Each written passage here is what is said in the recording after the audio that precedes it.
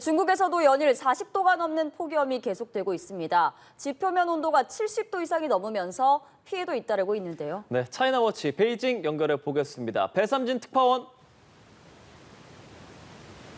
네, 베이징입니다. 예, 연일 40도, 얼마나 더운 겁니까? 네, 중국 서북부 신장에서는 지표면의 온도가 75도까지 치솟았습니다. 이 달걀이 후라이팬에서 그대로 익고 모래에서도 달걀을 구울 수가 있는데요. 이 손오공이 불을 끄고 지나갔다는 화염산에서 관광객들은 무더위에 혀를 내두릅니다. 这里的这个地表温度这么高，感觉非常非常震撼。我们从来没有体会这种被这个火炉烘烤的那种感觉。 중국 북부 지역에서는 연일 40도가 넘는 폭염이 계속되고 있습니다. 허베이성과 산둥성의 20개 관측소에 따르면 역대 6월 초 기준 최고 기온을 기록했습니다. 이 화상으로 다치거나 이 열사병으로 숨지는 사람도 생겼습니다. 농작물 피해 우려도 커지고 있는데요. 비가 내리지 않으면서 산둥성에서는 싹을 틔운 옥수수들이 타들어갈까 봐 농부들이 노심초사입니다. 자, 일부 지역에서는 인공강우도 진행하고 있습니다. 这未来几天都是高温，对于已经出苗的地块呢，咱建议进行喷水，进行管理。喷水呢，它可以增加湿度，降低温度。 이 반면 남부 광시성과 광둥성, 구이저우성, 이 저장성 등에서는 이 폭우가 쏟아지면서 홍수 피해가 잇따르고 있는데요. 이 중국 기상 전문가들은 기후 위기 때문이라고 분석하면서 대응이 점점 더 어려워지고 있다고 분석했습니다. 한국 태생 자이언트 판다 푸바오가 중국으로 돌아간 지 2달여 만에 공개됐잖아요. 한국에서 받은 관심과 사랑만큼 중국에서도 만만치 않은 인기 누리고 있다고요? 네, 그렇습니다. 이 푸공주라고 불리며 우리 국민의 사랑을 받은 푸바오가 중국에서도 인기입니다. 이 스촨성 워룽 선수핑 기지에는 오늘도 푸바오를 보기 위해 많은 인파가 몰렸다고 합니다. 자, 사흘 전 푸바오 공개 행사에 저도 다녀왔는데요. 이 푸바오는 이른바 먹방과 눕방까지 선보이며 홀대 의혹 같은 그간의 우려와 걱정을 덜게 했습니다. 자, 공개 행사는 중국 국영방송 CCTV와 신화사, 현지 매체인 망고TV, 수찬관차 등에서 생방송했는데요. 이 달린 댓글만 수만 개였고 중국의 양대 포털인 웨이보와 바이두에서는 이 푸바오 관련 검색어가 1위를 차지하기도 했습니다. 자, 푸바오의 인기 비결은 뭘까요? 今天是第一次在国内见到福宝嘛，我觉得很激动，而且福宝真的特别可爱。前几年睡觉还把头上睡出了一个美人痣，所以。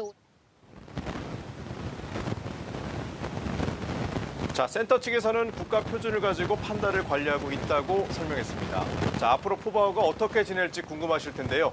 센터 측은 다른 판다와 교류를 늘리며 푸바오가 잘 적응할 수 있도록 돕겠다고 말했습니다. 예, 푸바오 잘 지냈으면 좋겠네요. 한편 유럽연합과 중국의 관세 정쟁이 본격화되는 양상입니다. 유럽이 중국산 전기차에 대한 추가 관세를 부과하기로 하자 중국도 대응 움직임을 보이고 있네요. 네, EU 집행위원회가 다음 달부터 중국산 전기차의 최고 38.1%의 추가 관세를 적용합니다. 자, 각 기존에도 10%의 관세를 물렸으니까 추가 관세가 매겨지면 48%까지 높아지는 겁니다. 자, 중국이 자국산 자동차 산업에 보조금을 지급하니까 EU의 전기차 공급망이 무너지고 있다는 게 이유입니다. 자, 미국이 중국산 전기차에 연내 100% 관세를 부과하기로 한 방침에 뒤따른 조치인데요. 자, 미국은 인공지능에 사용하는 첨단 반도체 기술에 대해서도 추가 규제를 예고했습니다. 독자 AI 모델 구축에 나선 중국의 속도전을 늦춰보겠다는 심산입니다. 중국은 이에 맞서 유럽산 자동차와 브랜디, 돼지고기, 유제품, 또 명품 등의 고율 관세 부과 검토에 들어갔습니다. 同时，我们敦促欧方立即纠正错误做法。 切实落实近期中法欧领导人三方会晤达成的重要共识。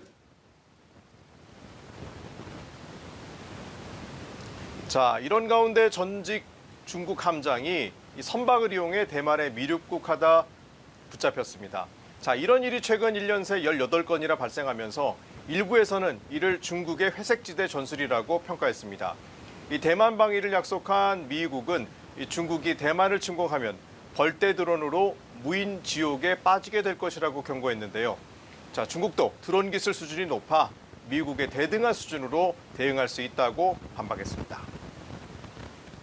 중국에서 미국인 4명이 습격당하는 사건이 있었습니다. 또 중국의 한 동물원에서는 흑곰이 마치 개처럼 변한 영상이 공개되기도 했는데요. 그 밖에 중국 소식 전해주시죠.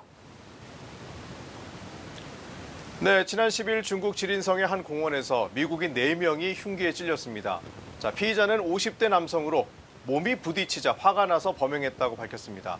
자, 미국 백악관은 적절한 법적 조치를 요구했는데요. 중국 외교부는 우발적 사건으로 미중 간 정상적인 인적, 문화적 교류에는 영향이 없을 것이라고 답변했습니다. 자, 얼마 전 미국 민간동물원에서 시베리아 호랑이가 집단 폐산 소식을 전해드린 적이 있었는데요. 이 중국 구이저우성의 민간동물원에서 뼈만 앙상하게 남은 흑곰이 찍히면서 비판이 커지고 있습니다. 자, 동물원 측이 돈이 없어서 청경채와 당근만 줬다는 폭로글도 올라왔는데요. 이 재정이 어려운 건 이 동물원뿐만은 아니어서 이 비슷한 소식은 이어질 전망입니다. 자, 세계 최초의 폴더블 스마트폰을 내놓았던 중국 디스플레이 업체 로열이 파산했습니다. 자, 로열 창업자 류쯔홍은 칭화대 이과수석으로 입학한 이른바 천재 소년으로 유명했죠. 미국 스탠퍼드대 전자공학과 박사이고 2020년에는 재산만 145억 원으로 중국 부호 순위 376위에 오르기도 했습니다. 자, 그런데 직원 300명에게 미지급한 임금이 1억 위안, 우리 돈 189억 원 상당인 것으로 알려졌습니다. 자, 중국 남중국해 난파선에서 유물 920점이 무더기로 발견됐습니다. 자, 2022년 10월에 이 1,500m 수심에서 찾아낸 명나라 시대 난파선 2척에 대한 수중 조사를 최근 실시한 결과인데요. 자, 공개된 영상에는 침몰한 배 위에 이 도자기 등이 차곡차곡 쌓여 있는 모습이 담겼습니다. 자, 고대 해상 무역과 관련해 귀중한 연구 자료가 될 것이란 전망이 나오고 있습니다. 지금까지 베이징에서 차이나워치였습니다.